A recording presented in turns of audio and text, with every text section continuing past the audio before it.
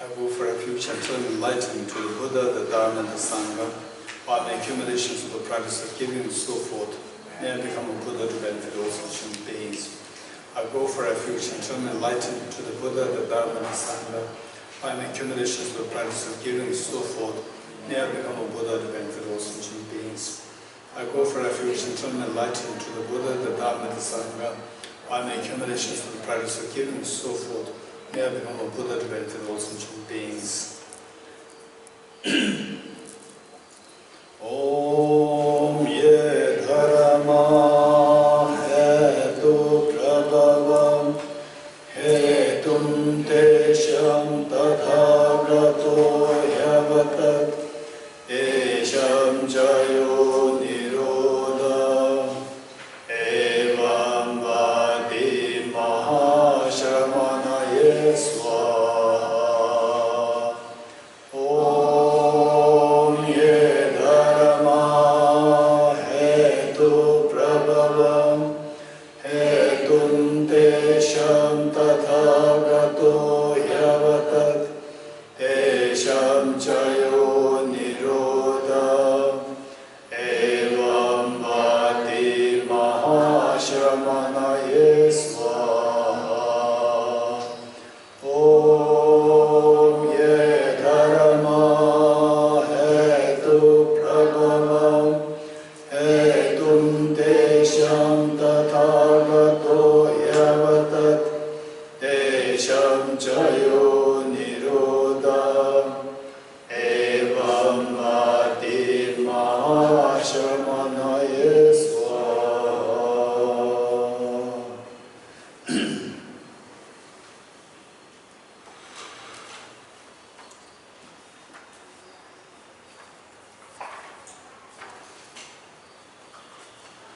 Okay, we are on page 60. Oh, again I brought the wrong book. It's fine. No, it's fine. I need this one. No, I need the notes. Page 60? 64, okay. Page 64.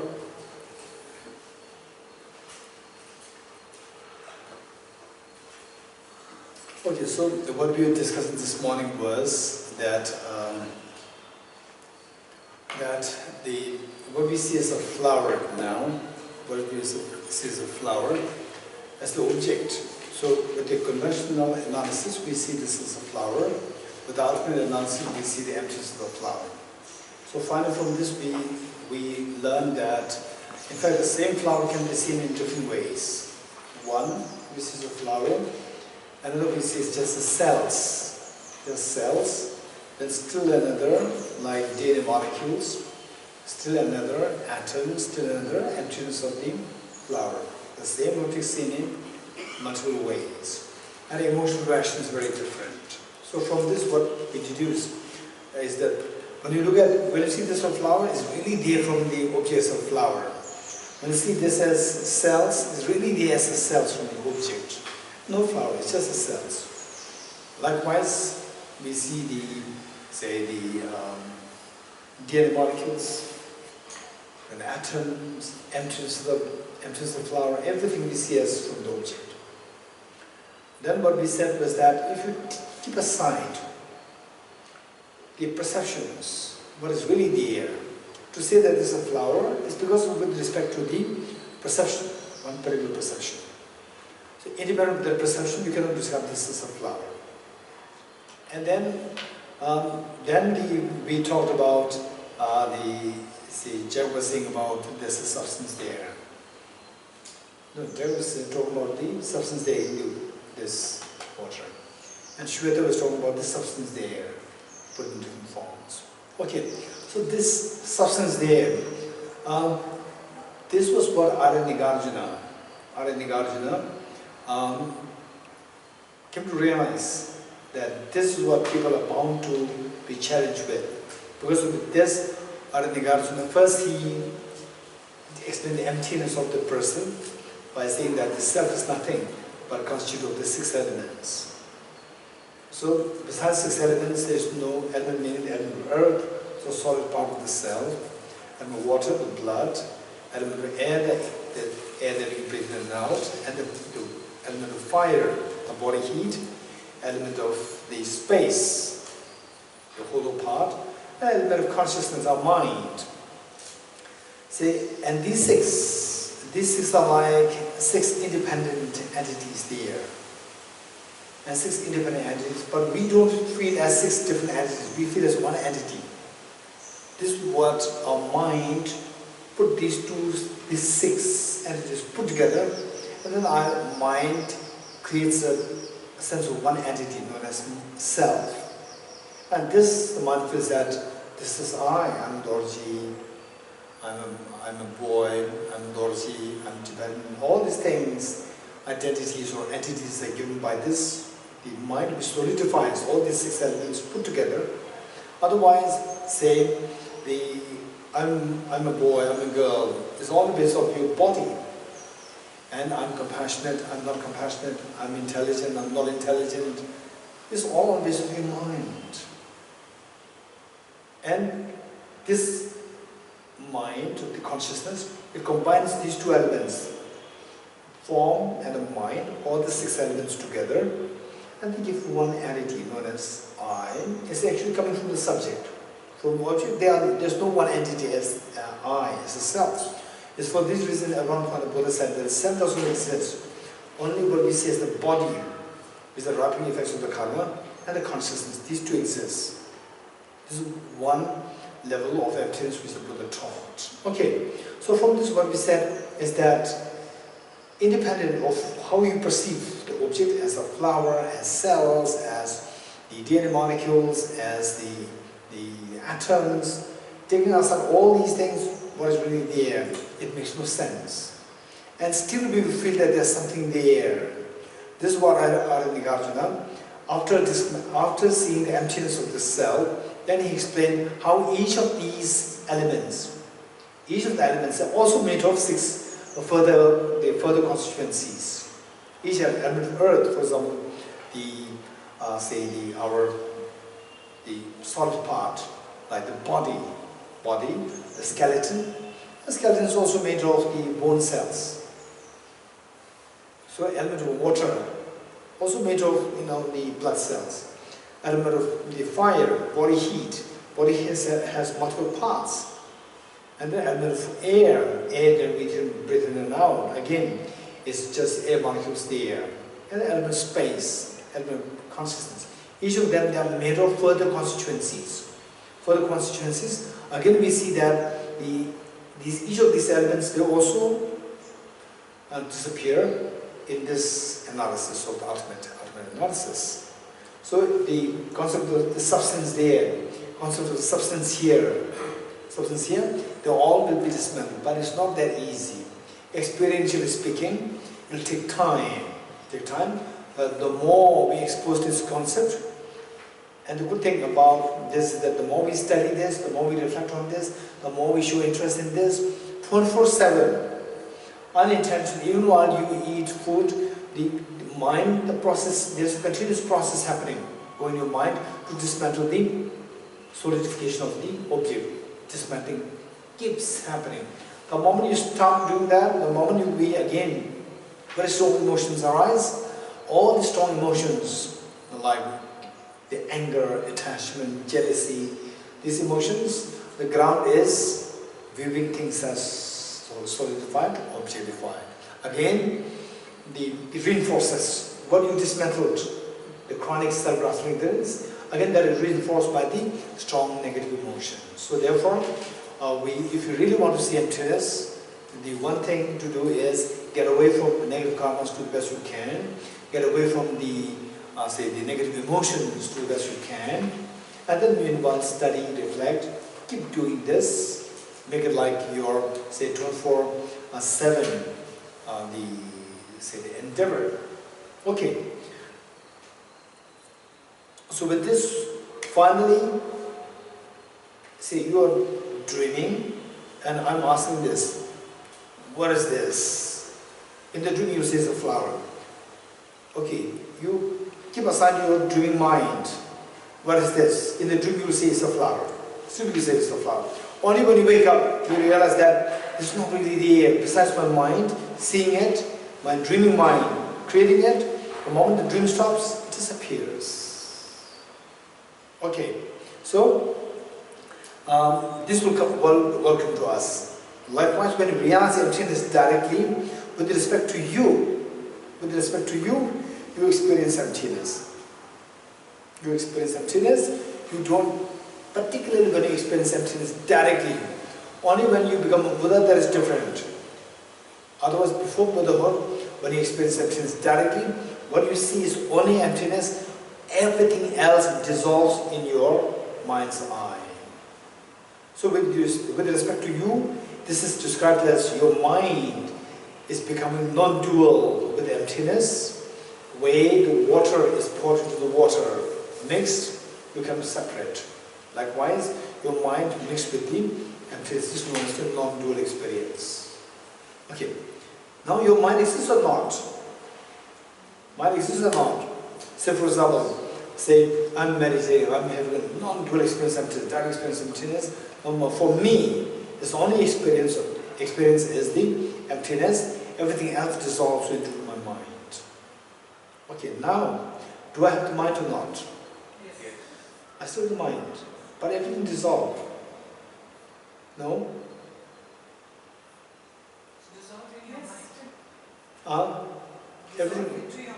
Everything exists or not?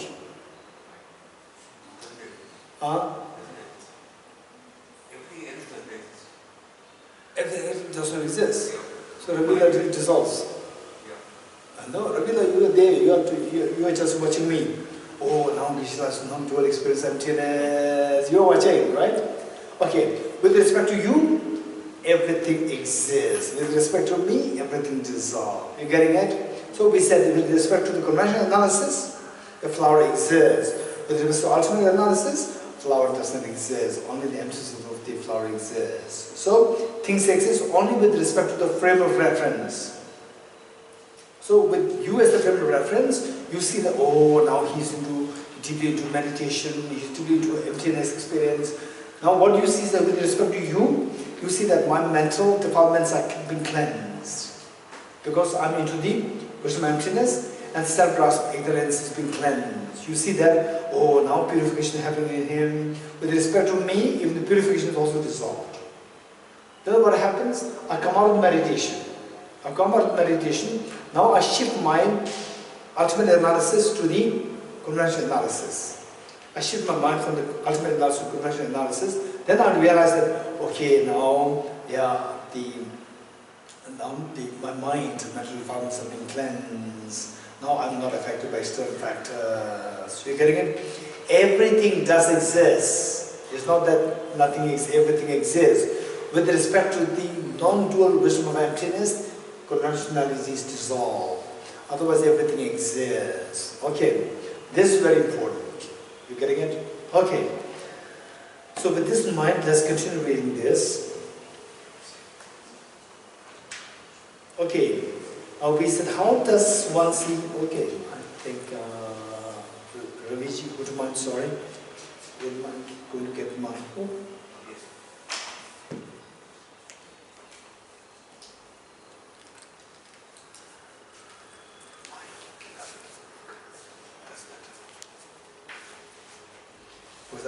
If I read this, one version or version is different.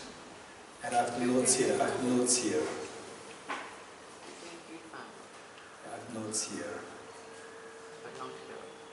No, I want the notes. But you can read from here and go your notes. But later. I know, Ravi is missing. Tibetan origination. Tibet has so many factors. It's not easy. Okay, any questions before Raviji comes? Any questions? Yeah, yesterday I think third stanza. Yes. The eightfold path in the modules combining attainment of its results. There are four results which okay, the four results. Oh yes, thank you. Okay, what are the four results? Okay, what are the four results? This we have to discuss. Okay, where, which page? 64. Okay. On to which Which page number? 664. Page 64, third paragraph. Okay, for attainments and the attainment of the results and nirvana. So results, we talk about the 4 results. Good? Okay, so this we'll discuss when Venerable comes back. Any more questions? Right mindfulness and right concentration, can you give us the Distinction. Yes. Very good, thank you. Okay, this I think better we give it here. Thank you, Vijay, thank you. Okay, so there are 2 things, 2 questions coming up. One is the four results. Stream entry, what are they? Stream entry, once returner, no more returner, arahat. Okay, arahatship. Arahat is the person, and the result is the arahatship. The results of the practice of the Dharma. Results of practice of Dharma, particularly for those who seek personal liberation. Okay, once returner. No, first the stream enterer. Okay, let's say that we are at Gangotri. We are at Gangotri. Gangotri is the mountain from which the river Ganga starts. And then we want to go to West Bengal. Now we don't know how to go. The best thing is jump into the stream. Right? If you want to go to West Bengal and you don't know how to go, the best thing is jump into the stream. Enter the stream. Enter Ganga stream. There's stream enterer. Once you jump there, automatically it will take you to Rishikesh. That is once returner. Then from there it will take you to Varanasi. This is no more returner. Then automatically it will take you to West Bengal. This is arahatship. You getting it? So, stream enterer, meaning that the moment you reach that, enter into the non-dual wisdom of emptiness, you enter into the stream of the path to arahatship. Enter that stream. That is known as the stream enterer result. Once you are there, automatically it will take you to once returner. Once returner meaning that before you achieve nirvana, you will have to come back to the desire realm once more. Once returner. Before you achieve nirvana, you will have to come back, be born again in the desire realm once more. Then from there, then you may achieve nirvana, or you may take birth in the form and formless realm, but you will never come back to desire realm. This one is once returner. Then the next one is no more returner. So you are presently born in the desire realm. From there, now once you die from the desire realm, you will not come back to desire realm anymore. You will take birth in the form and formless realm, and then achieve nirvana there. That is the no more returner. And then finally, arahatship, when self-grasping ignorance is eradicated completely. So these are the 4 attainments, or the 4 results. Okay, next question is pertaining to the 8 noble paths. The distinction between the mindfulness and the concentration. The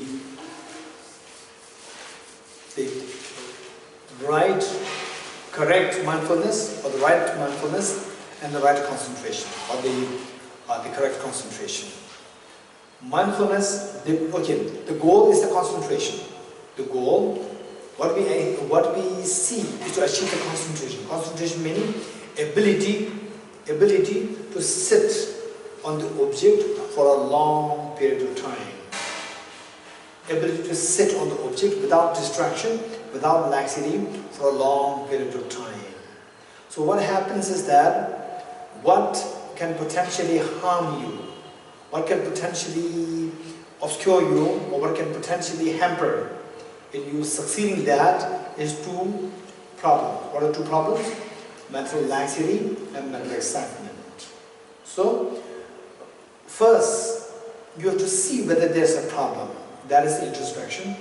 And then, once you see that you have a problem, that the mind is distracted, or mind is falling sleepy, then you bring the mind back to the focal point.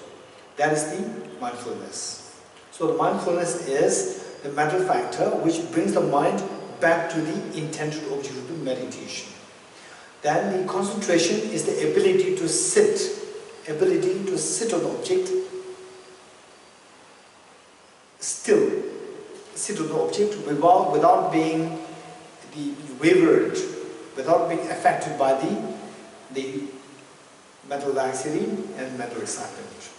That is the mental concentration. So concentration is the goal that you're seeking with respect to this, and the mindfulness is the means to get there. Okay. This is in meditation. Also. This is only in meditation, yes. Okay. We are on page 64, last paragraph, which reads, how does one see dependent arising? On this point, the Bhagavan said, one who sees dependent arising as constant, without life force, devoid of life force. True, meaning that what do we see? Dependent origination, this is the truth. Truth meaning that this is the reality which operates throughout the universe. Dependent origination is the principle, which is the truth, which is the principle, which truly governs the whole operation of the universe. True, unmistaken. Unmistaken meaning that at one point the universe is operating by dependent. Nowadays it is now outdated. No, this is not the case. It remains unmistaken as a governing principle at all times. Then unborn. Unborn, this is, we go like this. Dependent origination. What's the other side? Emptiness. Okay, now, unborn, we go to the emptiness side. Emptiness side, say, born. Let's say,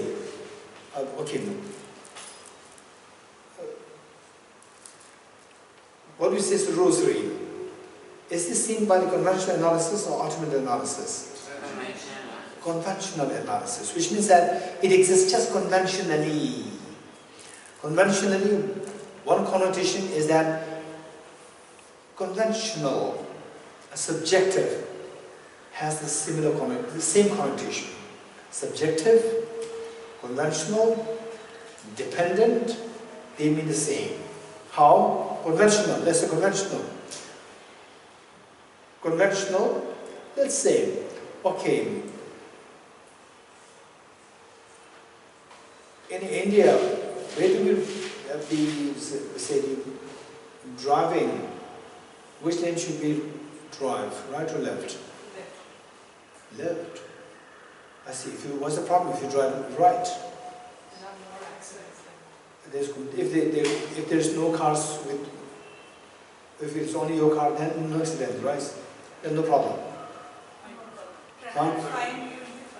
You put a penalty, right? Ticket, you have to pay the ticket. You have to pay, fine. Why fine? What did you do? There's no accident. What's the problem? It's a rule. Okay, it's a rule. What means the rule? The road will not say that, hey, you are transgressing the rule. The road will not say this. Road is object. Object doesn't tell you there is rule. Who tells you there is rule? Huh? Society, where is the society? Where? This society is so bad to create such rule that when the road is open, still you can ride on the right drive on the right lane. What means the society? The people. People. Who people? I did not make the rule. Who made the rule? How did they make the rule? Government body made the rule. When did they make the rule? Okay, let's say the first car came to Bangalore. You think the rule was there? No. Okay, by the way, it was very interesting. When I was in France, people said that, no, even before the car came, still there was the rule. Because the chariot, so there should be this rule was there. Was it true? I'm not too sure whether it's true. Anybody? Some idea? There were some rules for the chariots to move, that's right. Okay, the right, left lanes were there. So this is what I'm saying. They said yes, the rule was there. In big cities, probably yes. In big cities, yes. In big cities. Yeah. Yes. Because public transportation and all, everything was done by horses. That's true. So, traffic But was the population was so less in those days, right? less than today, definitely, yeah. Okay. Anyway, if it is right, if it's true, then when the population is so less, today it's like 7 billion human beings. Once it was like maybe, they say, 2 billion human beings. Then one few million human beings. So they tried no rules. Right? Few million human beings, no rules. You can write left. And Tibet, for example, I saw the antique photograph in Sikkim, NIT, Nalanda Masters and Diploma. There's a car, and the gentleman was sitting in front of the car. The plate says Tibet 3, finish. Because there are only 3 cars. So no rules, guaranteed no rules, there will be no traffic rules, guaranteed. So why the traffic rules came to being? Sanjay ji, why the traffic rules came to being? So if you don't crash into each other. Not to crash. Say population increases and then the traffic jam happens. To bring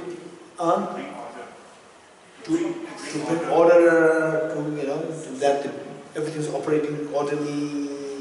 So when the population is so less, everything is operating orderly even without the rules and regulations. Then the population increases, then there's a chaos started, everybody wants to go first, right?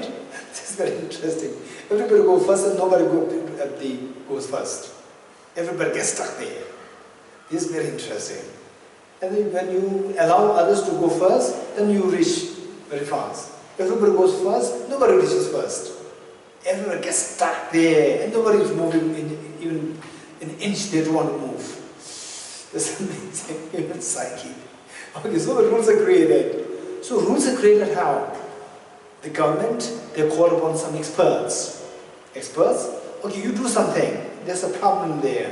Then they brainstormed. And then said, okay, then now we will all drive on the left lane in India. Left lane all the time. And the right lane, anybody who drives from the right lane will be put to penalty. Fine.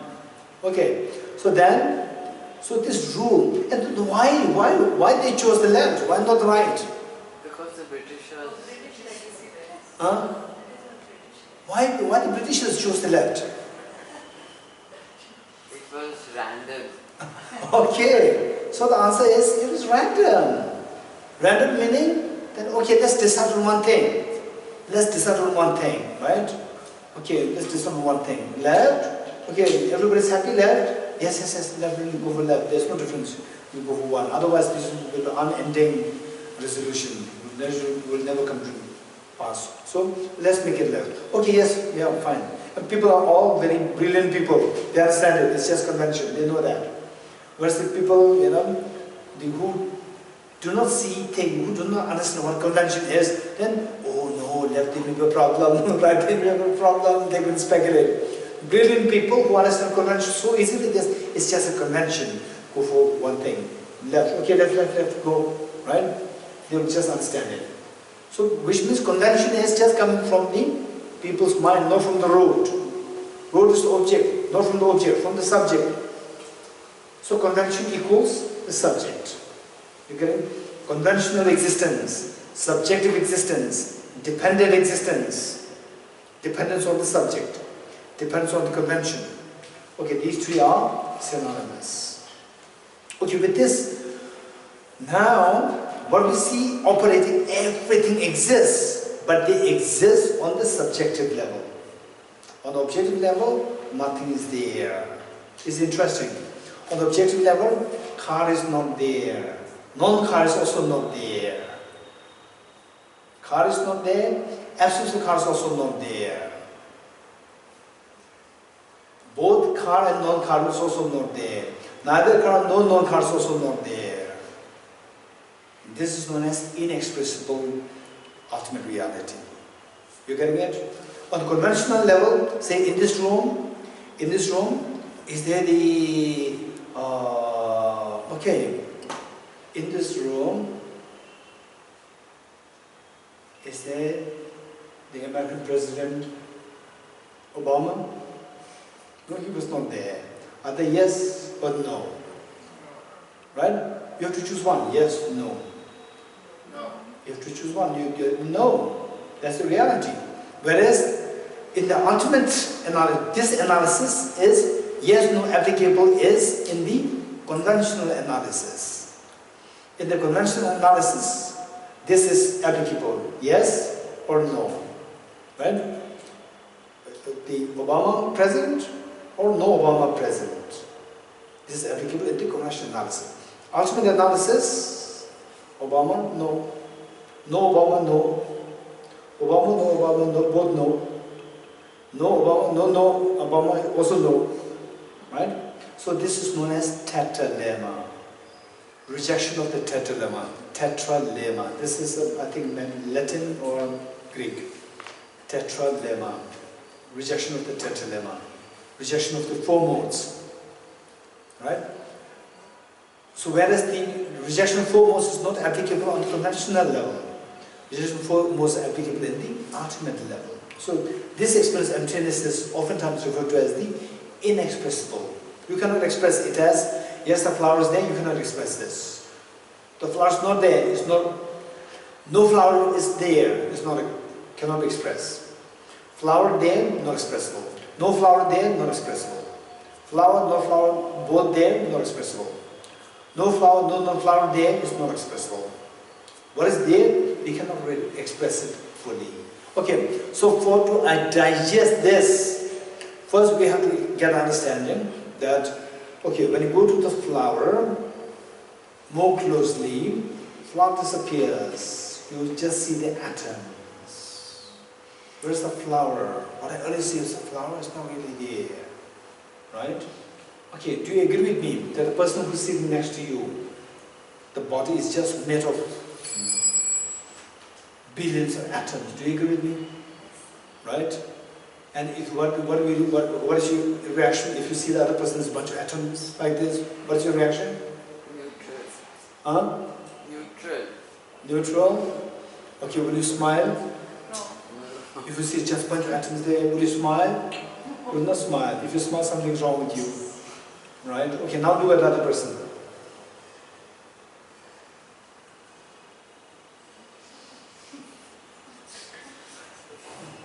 Everybody's looking at me. No, look at the other person. No, this is how you dare not to look. You even dare not look at the other person sitting next to you. You're afraid. Why are you afraid? It's a bunch of atoms. Why are you afraid? We didn't understand what you said. What I'm saying, look at the other person sitting next to you. I do not ask you to smile at a bunch of atoms. You're smiling again. It's just smiling terribly. She cannot control the smile. Look. Right? Sanji is also smiling. Charu is also smiling. Right? Okay. Why are you smiling? You are not seeing a bunch of atoms. If you are seeing a bunch of atoms, you for sure will not smile. If you still smile at seeing a bunch of atoms, for sure you will not come here. You're hospitalized. Right? Which means that you are seeing something else. You are not seeing a bunch of atoms. You are seeing something else. There's something else which you are seeing as a person's face. That is not really from the object. It's just a bunch of atoms. Right? So where is this coming from? What I'm seeing, where is this coming from? Just coming from your mind. Guarantee it's just coming from your mind. Right? Okay. So from this, what we're saying is that born, the flower taking, flower being produced, is it conventional or ultimate? Flower being produced. Convention. Right? If you see on the atomic level, even the flower taking birth, the flower being produced, makes no sense. On the atomic level. So what we see is just purely conventional, how it appears to a mind. Like a dream. Dream is purely what comes to your mind. That's it. Beyond this, what you see, there's nothing really there as a dream. It's just what appears to your mind. That's it. Likewise, we see that even the flower is just what comes to your mind. Can you imagine that? Even the flower is just what comes to your mind. And you may think about there's some substance there. Still, you may think like this. It doesn't matter. At least the flower. Can you imagine that the flower is just what comes to your mind? Can you imagine this? Otherwise, it's just a bunch of atoms. None of the atoms is the flower. Can you imagine that? If this is what you can understand, I would say some layer of this, grasping at this object existence is removed. Some layer is removed. Right? The more we think, the more we remove it. And then eventually, we will go deeper, deeper, deeper to say that there's nothing there as a substance. So how to reach there is do this analysis one after the other, one after the other, one after the other. How? First you do with the flower. The flower, you go deeper, you will see the cells. On the cellular level, the flower disappears. Then the cell is left. Again you do the same analysis to the cell. Then you see the chromosomes. Even the cell disappears. Now the chromosome is left. You then pick up the chromosome. You do it, then you see the DNA molecules. Chromosome also disappears. Now pick up the DNA molecules left. Pick up the DNA molecule. Again you see that it's just the atoms. DNA molecule disappears. Atoms. Again pick up the atoms. You see the electrons, protons, neutrons. Atoms also disappear.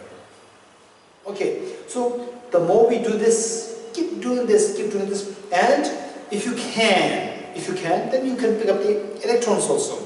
Electrons is just a package of energy. It's a package of energy. Package of energy with a particular unit. This unit, and this unit means there's some number there. Number means it's not a single unit. Some number, whatever, 24,000 or 1, what some unit is there. 24,000 is there again. 24,000 made of numerous individual numbers. 1, 2, 3, 4, you add them, then it becomes 24,000, 30,000, whatever. Which again is made of smaller parts. We keep going like this, we see that no matter how much, what I pick up, subject to ultimate analysis, again we see that it disappears. No matter what I pick up, there's nothing there. So initially you thought that, yes, the person's not there, but still something is there. Flower is not there, but some substance is there. Water is not there, still some substance is there. This is what comes to mind because of our addiction to the self-grasping ignorance. Then keep doing this exercise, keep doing this analysis, Then what happens is that gradually your mind will gradually start to accept that nothing is from the object. This comes to us. So this is a very important the practice that we should be doing. For this, imagine that you are extracting gold, the gold ore from the gold mine, extracting gold ore, and say in one day you can extract, say 1 ton of gold ore mixed with the soil. Within this day, maybe like 1 kg gold out of 1 ton. Maybe 1 kg gold, let's say. So then, what should we do? If you want more gold, what should we do? Extract more. Huh? Extract more. Extract more. If you want, say the extract more, meaning, see in one Get some more tons in of one day, how many hours should you extract? 1 hour? Huh? Impossible. 24 hours. Don't waste your time. Time is gold for you. You're getting it? Okay, no, now time up, the 5:30, right? Time then you are losing gold.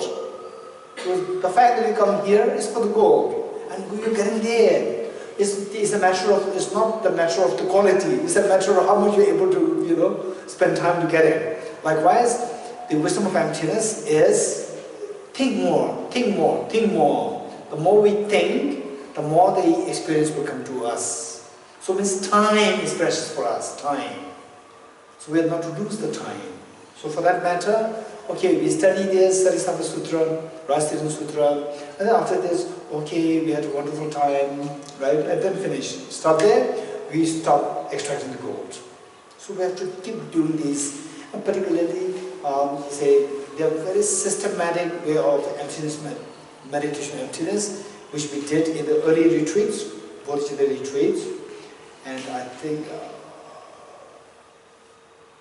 study Samba Sutra in Japan we did it for about 8 days, 8 or 9 days. There we did extensive meditation emptiness, so we can get those recordings, and on that basis see how you can meditate emptiness. Okay, so what we're seeing is that emptiness and dependent origin, two sides. Now look at the emptiness side in the ultimate analysis, what is born, not born makes no sense. So it says that unborn, unmistaken, unborn. Okay, unborn, which means that something, the phenomenon coming to production, born, makes no sense in the face of emptiness. Not arisen meaning that something, although it is not born, but earlier what was born, maybe arisen, not now, not born now, but what is born earlier, maybe arisen, such things also not possible, not arisen. Uncreated, not contract. Say, in the emptiness, there's nothing to be created, because the creation, for example, say you create a house, you create whatever, so this creation happens in the domain of the conventional analysis. In the ultimate analysis, such a creation doesn't happen. Then uncompounded. Okay, so in the conventional analysis, we see that things, for example, this flower is accomplished in many atoms, they're compounded by the atoms, and the flower comes into being. This house, the parts, they're put together, then the compound, whole compound, as the whole comes into being. Whereas all these are happening where? On the conventional domain, not in the ultimate domain. Okay. Krishna, then dependent arising is ultimate truth. Is dependent arising and is the ultimate truth, or okay, this is a good question. is a permanent phenomenon? Dependent arising, is it ultimate truth or not? Is it untrue? Dependent arising, dependent origination. Is it untrue? It's a positive phenomenon. Positive phenomena cannot be ultimate. Why not? Non-phenomenal. Okay, ultimate truth is not affirming negative because we learn it. Why? Why should we not affirming negative? There should be nothing in the place when you say it's empty.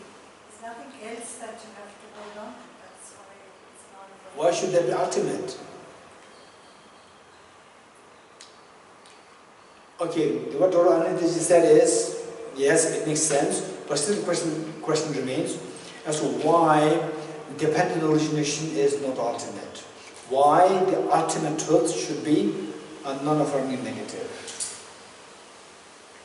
Okay, I see that some of you are you need a little bit of background as what is positive phenomena, what is negative phenomena, what is affirming negative, what is non-affirming negative, and so forth. I'll give you a very quick description here.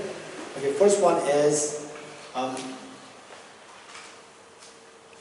positive and negative phenomena.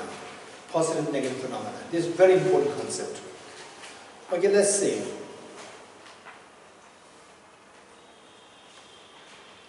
What is in my right hand?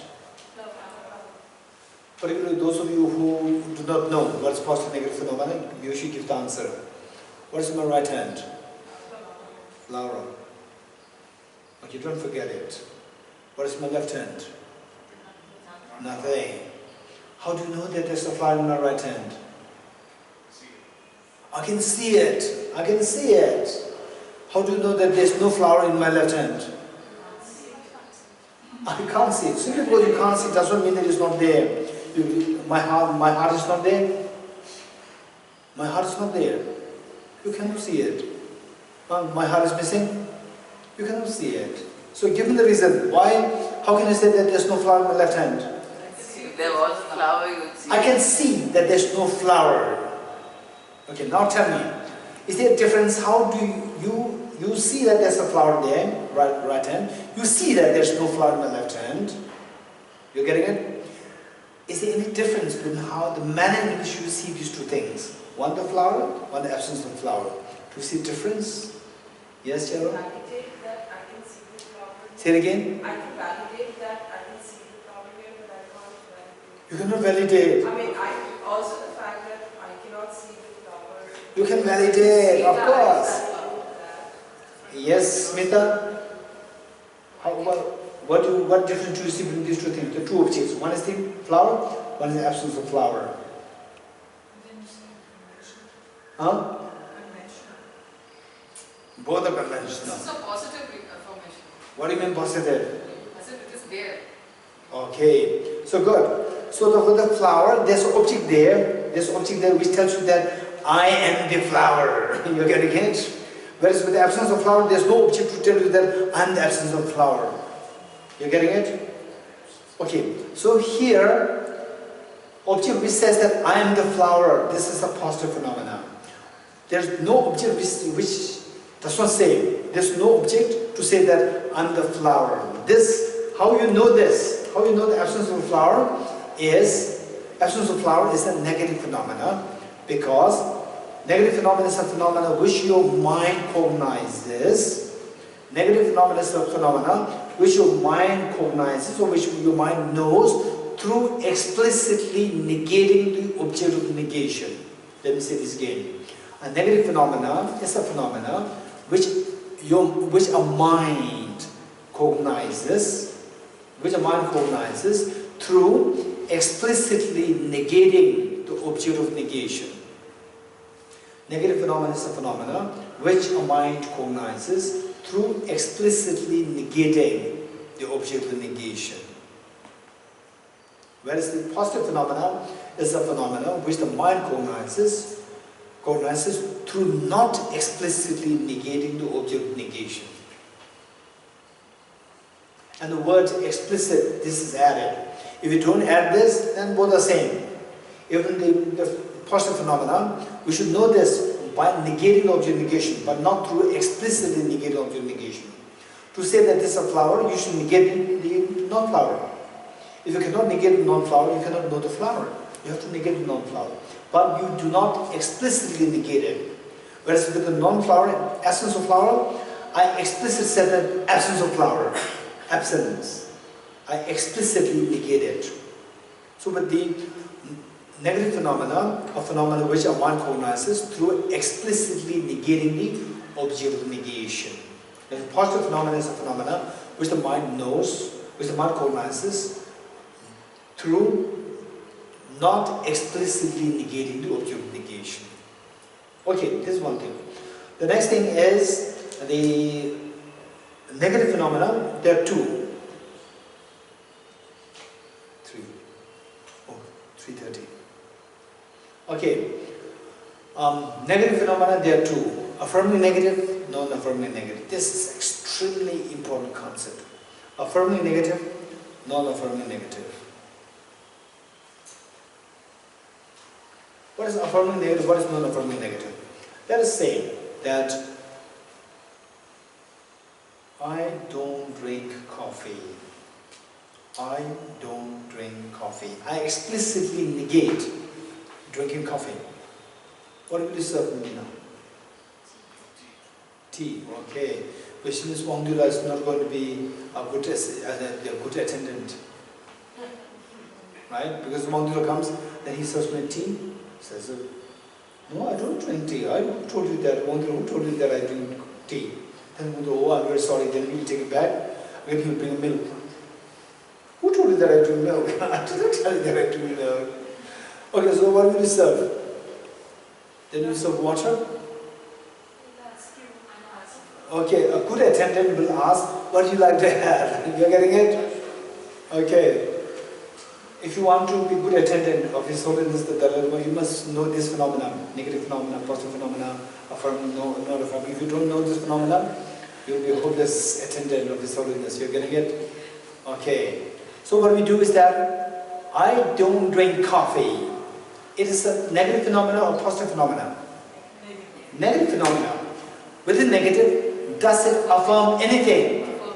Does it affirm anything? No. It does not affirm anything. It simply negates, explicitly negates drinking coffee. That's it. There's no additional information given to you.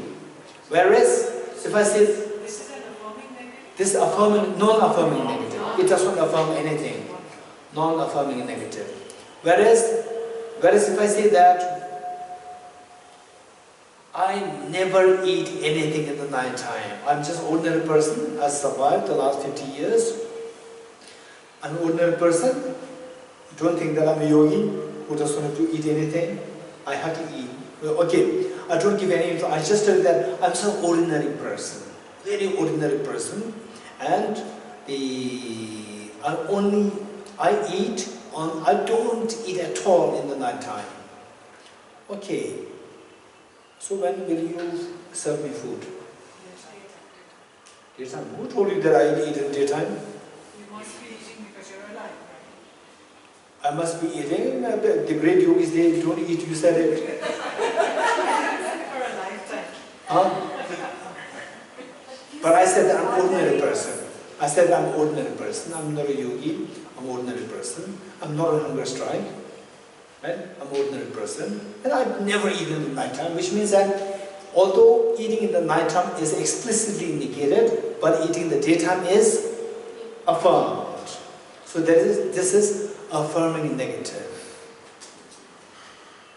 Now emptiness. Emptiness is always negative phenomena, not a positive phenomena. Always the negative phenomena. With the negative phenomena, emptiness is always the non-affirming negative phenomena.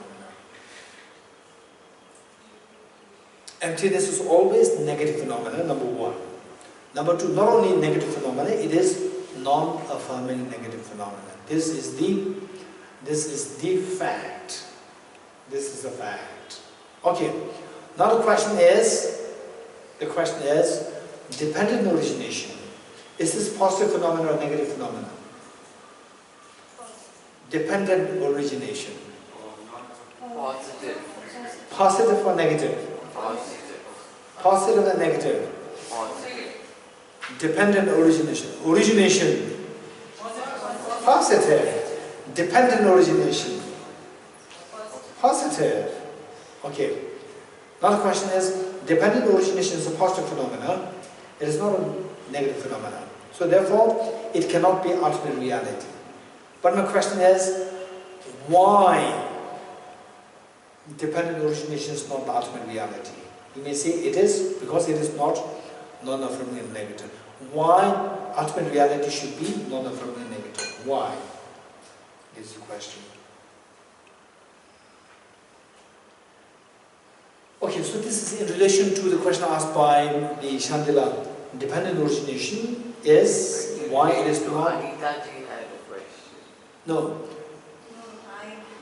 So the answer was given by Anita ji. To this I added the next question. Yes, Geshe-la. Total Anita ji, you were saying something? No. I had asked Shantiji See. a question, and so Shantiji asked me. My question was not the same. What I was asking was, when it says non-arising, so would then dependent origination should be non-existent? Because Samkhya, we always argue with Samkhya saying, if it's not arising, it must be non-existent, and therefore the self, the I, is non-existent like a sky flower because it is not arising. But they say eternal, permanent, all those things. So that's the case that dependent origination here. Okay. Definition sounds like. No, so here, dependent arising, we should see two sides. Sometimes talk from the dependent origination side, other times talk from the emptiness side. When you see dependent origination in the light of emptiness, then this is a mixture explaining what dependent origination is in its complete form. To understand dependent origination completely, you have to understand emptiness. To understand emptiness completely, you have to understand dependent origination completely. Okay, so okay, first let's complete this. The uncompounded, then unobstructed. Unobstructed meaning that, say, obstruct means that the wall is here, I want to go out, then I try to go through the wall obstructs you. You cannot go out, which means that there is a space where I don't pervade. It obstructs. Whereas emptiness in the level of dependent origination, emptiness pervades all phenomena. Nothing can obstruct emptiness from pervading all phenomena. So emptiness is described as unobstructed. Emptiness is described as unobstructed because it pervades all phenomena. Unobstructed. Okay. Imperceptible. Imperceptible meaning, again, same thing. Say, when you subject your mind, when you subject things to ultimate analysis, do you perceive something there? Say, this object, with the naked eyes you see this is a flower, with the ultimate analysis you see the emptiness of the flower. The flower, is that perceptible to your eyes, to your mind? No. So that is imperceptible, meaning that in the ultimate analysis, to see what is really ultimately there's nothing there as something perceptible to the mind. Imperceptible. Tranquil. When you experience that, when you experience emptiness, what is the reaction happening to your mind? That the mind experiences extremely great tranquility. Mind experiences extreme tranquility. Okay. Tranquil. And the fearless. And many people, they fear to meditate on emptiness. Whereas what is described here is it is not to be afraid of it, it's fearless. Okay, so the point is when you meditate emptiness, initially when you get the initial experience of emptiness, it will give you a tinge of fear. And many people, they think, some people it's not just a tinge of fear, it's acute fear comes to you. Some out of 1 million, 1 out of 1 million people, they can have an acute, overwhelming fear when you meditate on emptiness. For that person, should stop meditating emptiness for the time being. Right? Do something else. Whereas the majority, they will be initial experience will be a tinge of fear. And if you keep meditating on this, the fear will be replaced by a very profound serenity or tranquility. Now, the fearless. And some people when they, in India it said that in those days, in India, so when some of the people who are following Vaibhashika philosophy, when they heard somebody reciting Heart Sutra, they block their ears, then they run away. They say this is totally nihilistic. And then you think about it, it's very scary. This is nihilistic. So emptiness is what many people see as the very scary experience which can create fear in you. But instead of creating fear, this is one which dissolves all the fear. Because the fear is grounded on self-grasping ignorance. When the ignorance is dissolved, Wisdom emptiness will remove the self-grasping ignorance, which is the ground for the fear. Fear will dissolve. It's just the opposite. Instead of the fear creation, it will dissolve the fear. So therefore it is described as fearless. Then the non-controvertible. Incontrovertible. Controvertible meaning there's something which can be influenced. Something which can be influenced. This experience emptiness, saying once you get there, for example, okay, how many of you are in the hall? How many of you are in the hall? We all know that. Okay, do you think that somebody can convince you that you are not in the hall, or you be in the hall? Huh? Only you can do that. No, what I'm saying is there anybody Are you sure that you're in the hall, Smithy? Yeah. Are you in the hall? Hall or not hall? Yeah, yes. Okay, this is how the computers, they check you, right? Whether you are drunk or not, they will check you. What is that? What is that thing? Capture. A capture. Okay, yeah, capture. Capture is to check what? Does it really exist? Charu? Whether you're a human or a robot. I see. That's also interesting. Human robots. Maybe? Just to see it's not a bot. Or you are, Send a program to fill in forms for you. That's I why see, it's- okay. It was one It's a time. real human and it's not. Okay, there's that. I thought it differently. I thought that whether you were drunk or not. Yeah. That's the machine. Huh? No, there's another machine there. I know that, yeah. One time what happened was that there was one of my very close friends, and I had to go to see him. So suddenly it was the surprise visit. I called him and I told him that I have to come to see you. And he said, okay. Then I drove all the way to his place, about like 1 hour. And then I could not track his place. Finally he gave the direction and he was waiting there outside. And I identified him. We stopped the car. And he came in. He also identified the car. He came in and he looked at me like this, very closely. Looked at me like this and he said, are you Geshe Damdul?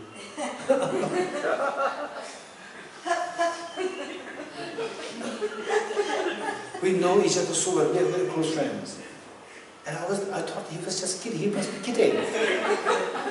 You know why he was asking? Huh? He was drunk. He was a little drunk, yeah. I did not know that. When I got to his house, luckily he took me proper to his house. And then later on, his children, they were looking at him with little, unhappy look. The children, they were giving a very unhappy look at the father, because there's a visitor here, and the father was little. They know exactly the father was drunk. Yeah.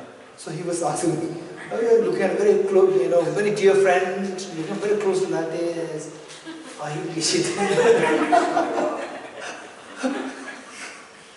Okay, so capture, I thought that this capture for that purpose, but it's not. Okay, so why did I say this? Huh? Incontrovertible. Yeah, incontrovertible means that, say, okay, once you're here in this hall, this is my question to Smithy. Are you in this hall or not? Yes.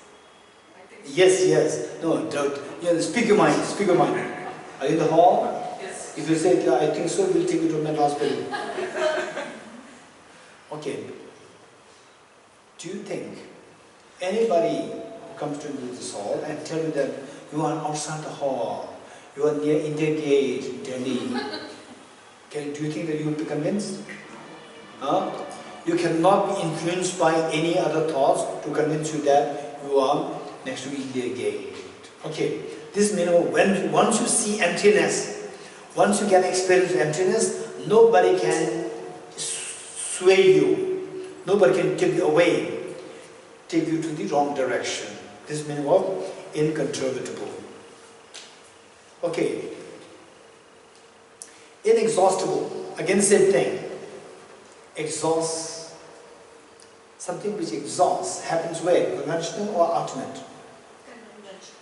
Yes, things do exhaust. For example, say, the ration, you ration the food, get exhaust after a while.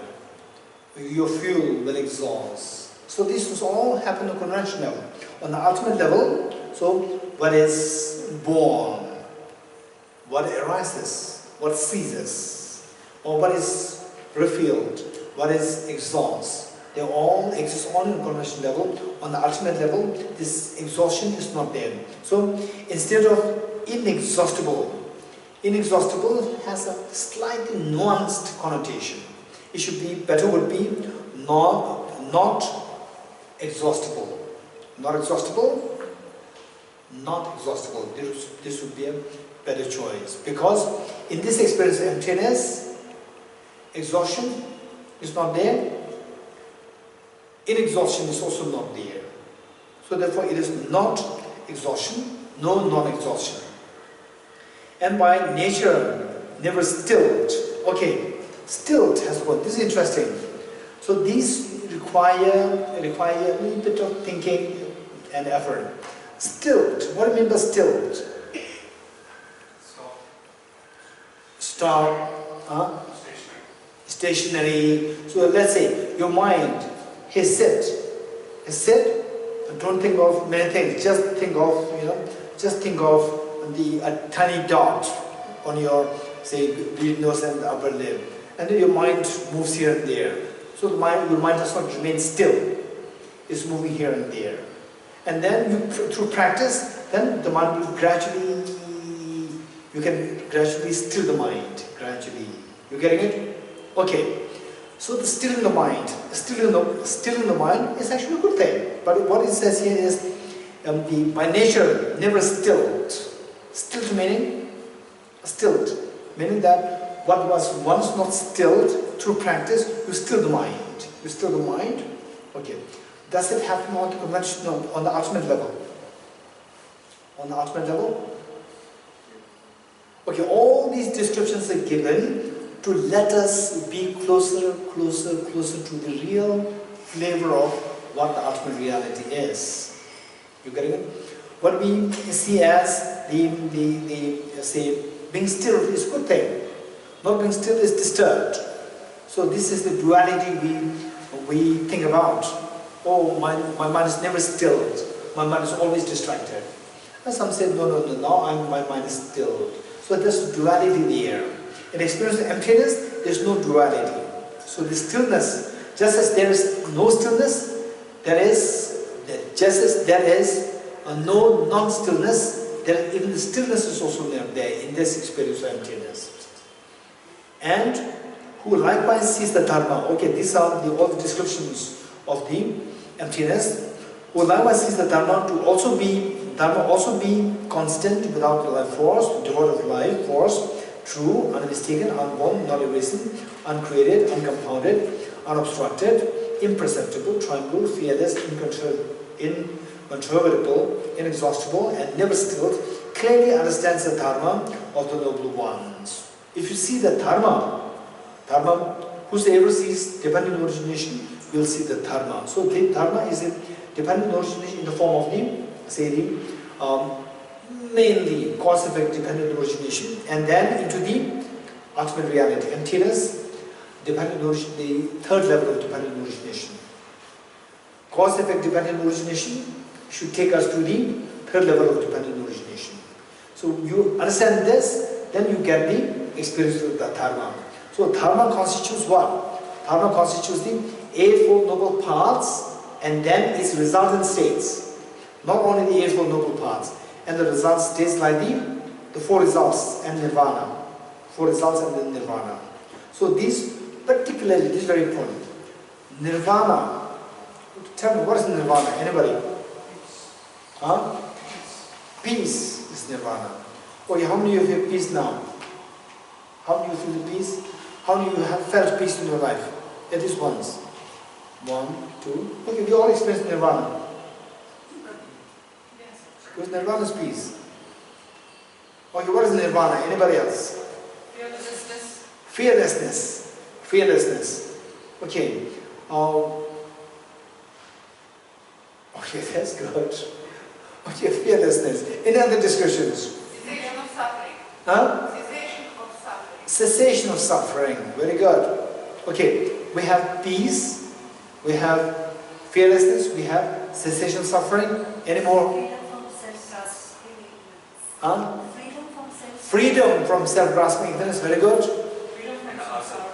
Freedom from samsara. Very good. Huh? Arahant is a person who attained the Nirvana. Nirvana is the quality of the Arhat's mind. Arhat is the one who achieved Nirvana. What is Nirvana? That's my question. Knowing reality? No reality. Path of seeing? Beyond that. Well, so you said no reality. Path of seeing knows the reality, right? Realizing emptiness. Or realize emptiness way before part of seeing. Right? Nirvana way before part of seeing. Nirvana is achieved at the part of normal learning. Gate, gate, para gate, part of seeing. Para sangate, bodhisattva. Only when you reach the bodhisattva, you achieve nirvana. So what is nirvana? Complete bliss. Complete bliss. Oh. Okay, complete bliss out. For how long? One day? Always. Perpetual. Okay, perpetual. Are you good? Anybody else? On 349, good definition. What is that? On page 349. 349. 340. Wow. 349. Okay. 349. Wonderful. What is this? 349. Where is it? Attainment in nirvana marks the end of cyclic existence. So this somebody said it, free from samsara. I think Aban said it, free from samsara, where one is liberated of all afflictions. Okay, you read it and you describe that to me. I will not read it. Okay, anybody? What is nirvana?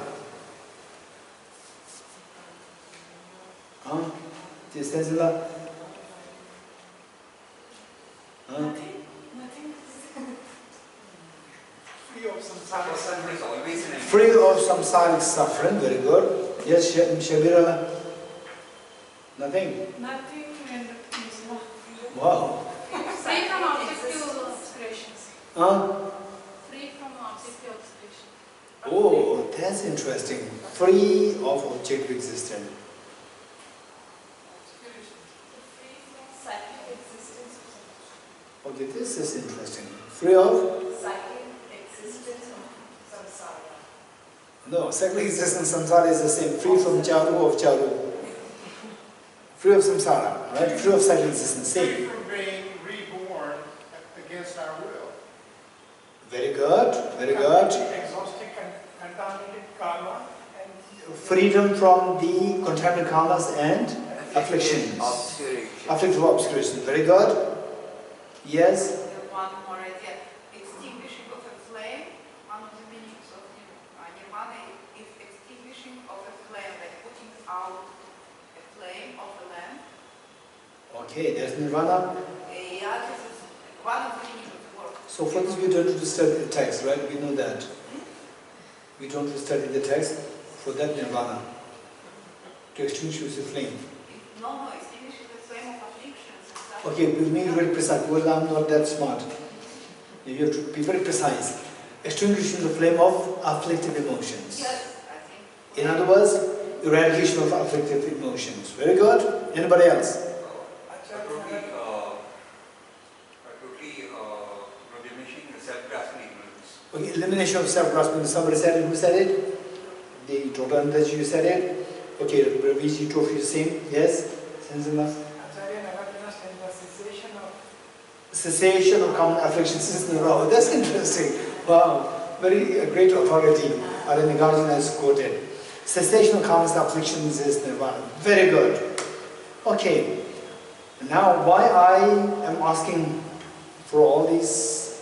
Oh, Sanjayji. I think it's more or less, I think it's ability to stay in a zone without your affected emotions. Okay, you have freedom. Stay there. Stay there in this freedom from the afflictive emotions. Okay, Manjuji? Same. Okay. Why I'm asking this is that this is extremely important. When you give lots of ideas, they're all correct. They're all correct. Now listen to this. In what way this is different from yours? What you said is correct. Okay, that's saying that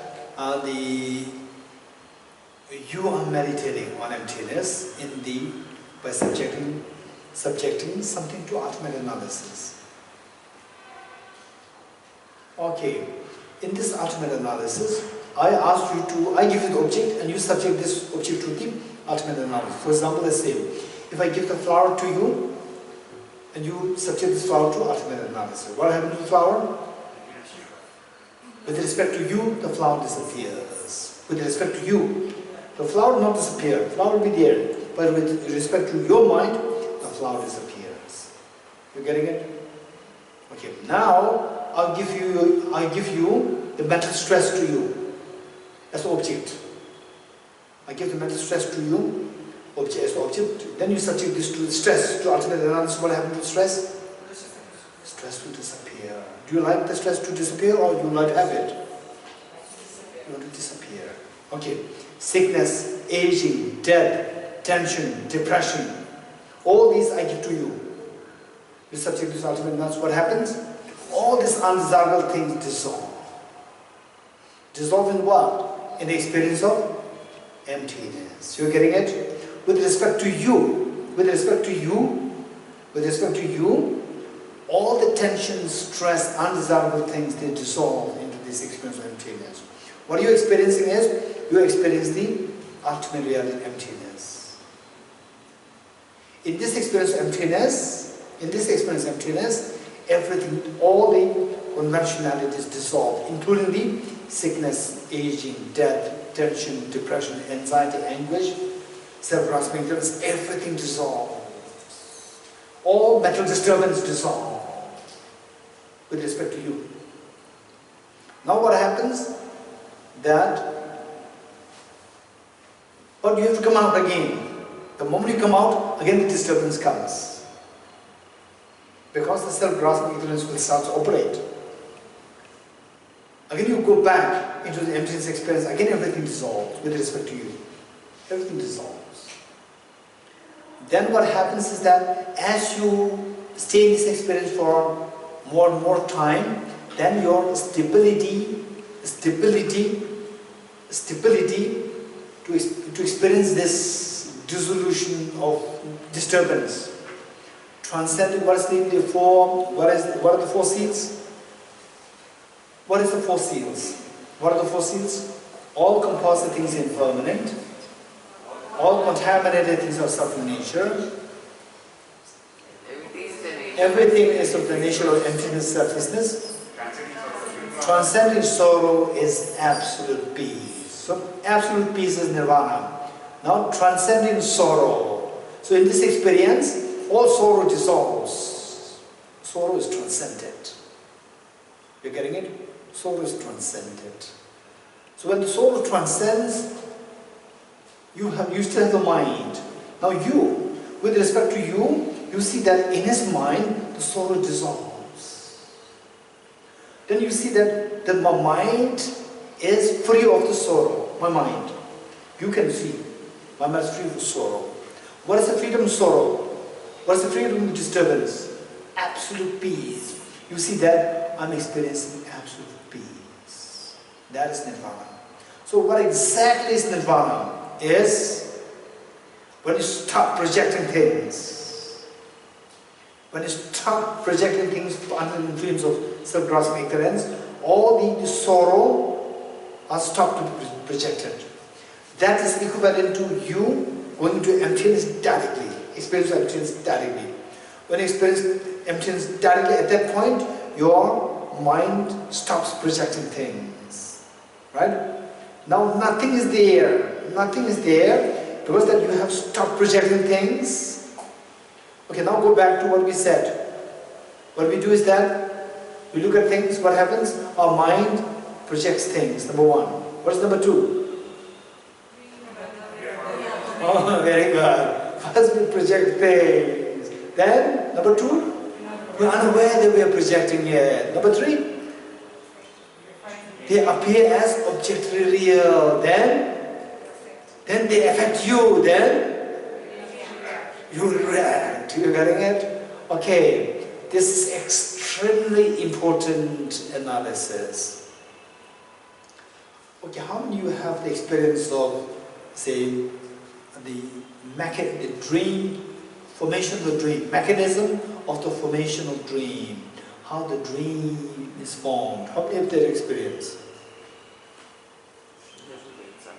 Sometimes, how? Shantideva? No, you know that you are in a dream and you can... No, you are in a dream is different. How the dream is formed. No. You know? Okay, Shwatila? You are falling asleep, but you are not sleeping properly, but you are already dreaming of something. Already dreaming means it's already formed. I'm talking about the stage of the formation, not the stage of the formed. You think about it, it carries on with you. So when you're awake, there's a thought process or something which triggers it, and then it brings into your dream. Okay. In other words, what I'm saying is I'm not talking about the trigger. Triggers are different. Dream formation. What's the process of the dream formation? For example, what is the process of the house? Huh? Okay. Let's say, what is the formation? What is the process of the house building? Not house built. House building. First, ground dug. Then the foundation laid. Then the bricks are piled. This is formation. Likewise, did you notice? Did you ever have the dream? Yes. Huh? It's just instant dream, or is the formation stage? The process of formation is there. Process of formation must be there, right? Process of formation. How many of you noticed that from the process of formation? Ondila? Grossing. Like what? How? Initially I'm very clear and then it becomes dull, and then I don't. Okay. Okay, to some extent, very good. Okay, let's try this for the next 2 days. Let's try this for the next 2 days. What do you do? When you put your head on your pillow, don't just let the mind go blank, right? Keep observing the mind. Maintain the mindfulness of your mind. Just keep observing the mind, what is happening to your mind. Keep observing it. Keep observing it. Don't let it go blank, right? Keep observing it. Okay, this I'll ask. Who will remind me that I'll ask this to the class tomorrow or day after tomorrow. I'll ask this question. Jerry, you like to remind me? What's the question? Question that when we sleep tonight, for 2 nights, then we observe the mind and we don't just let it go Blank. And then we observe and How the dream is coming, how it is coming, right? Okay, this is what Jerry is going to remind us. Okay, this is what we will do. Try this tonight and tomorrow. Tomorrow the night. Want to try? Try. Yes, we'll try. Okay. It's very strange. What happened was that I observed it, I did it many years ago. And I just kept observing what my mind is doing. And then they say, initially, say different colors, colored ripples are formed, colored ripples, pink. Then pink becomes either smaller or bigger and disappear. And again another color starts like ripples. When that happens, which means that you are about to fall asleep. When that happens, don't distract, keep observing it, don't distract. If you distract, again your mind will go away from the sleep, dream, you will not find the dream. Keep observing it, then at a certain point it becomes total blank. Total blank, smooth white screen. Okay, when the smooth white screen becomes a little rough, then this roughness, the rough surface, will be seen more vividly than with what your eyes can see. The mind seeing this, the vividness of the screen that you are seeing with your mental consciousness is much sharper and clearer than what your eyes can see. Still keep observing. When that happens, when the roughness comes to appear, which means that now the dream is being formed. Still you are aware. Then this roughness will change its shape. Some will become nose, shape of the nose. Some will become the shape of the eyes. Some will become the shape of the lips. Some will become the shape of the ears. When these shapes come out, still you are aware that, okay, this is, I'm awake, okay, now these shapes are coming in being. Still you observe it, then you see that, then this shape, the face, will start to talk to you. Then still you aware, okay, No need to respond, this is just my dream, this is just my mind. It's not real. Just keep observing it, then it'll take a proper shape of a person. It'll talk to you. Very serious talks will come to you. You don't pay heed to this, then this person becomes very angry, so aggressive, they'll start to abuse you. The moment you respond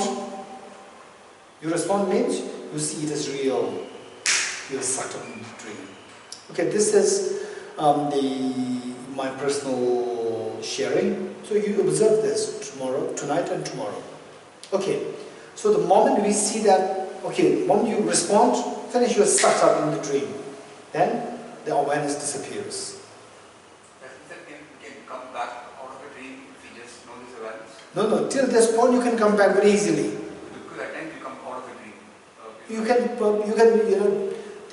the moment you come out, you can open your eyes, finish.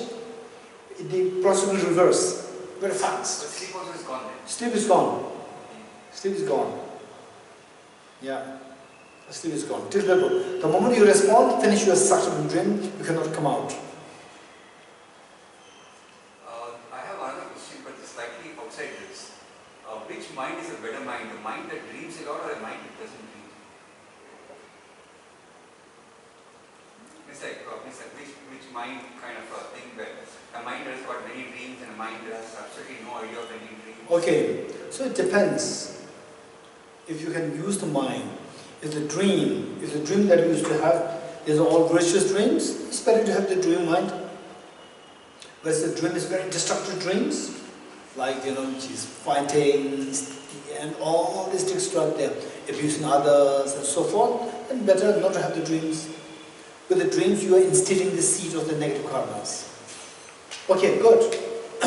So this is what we should be checking.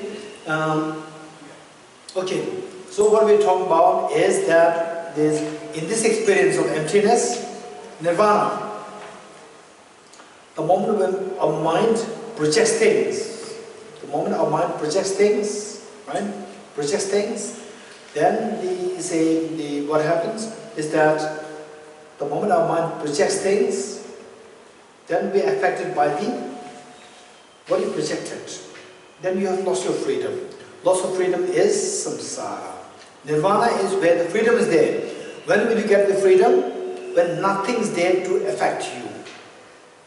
So the best way by which to make sure that nothing is there to affect you is go into the experience of emptiness. Direct experience of emptiness. So with this, everything dissolves. With respect to you, nothing is there to affect you. Right? Okay. This is very important. So what Tenzin said, involuntary pull and push. So now in this experience of emptiness, there's nothing there for you to be involuntary pull and push. Because everything, all this projection stops. With respect to you, there's nothing there to pull and push. So that is a total freedom. That freedom is the absolute peace. That is nirvana. So nirvana, ultimate, the most refined understanding of nirvana should come about with respect to experience the emptiness, where all the elaborations, you remember the word elaboration? From where? Yes, elaboration, Arya Nagarjuna stanza, the conceptualization, which in turn arises from the elaboration of the self-grasping ignorance. And the elaboration ceases through the wisdom of emptiness. This is what we said. So elaboration can be understood in three connotations. One is elaboration in the form of conventional reality. In this experience, conventional reality stops with respect to you. In this experience, projection of objective existence stops. Elaboration in the form of conventional reality, elaboration in the form of objective reality, and the elaboration in the form of self-grasping ignorance. So, elaboration can have three connotations.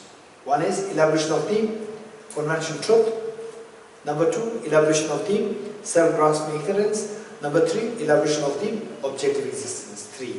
All these 3 dissolve in this experience. So the elaboration dissolves through the wisdom of emptiness. In this experience of emptiness, all the elaborations dissolve. There's nothing left there with respect to you, nothing left there to stir your mind. So that is when you get the total freedom. There's in all the involuntary pull and push, involuntary pull and push stops. There's nothing which pull and push you. Okay, this is nirvana.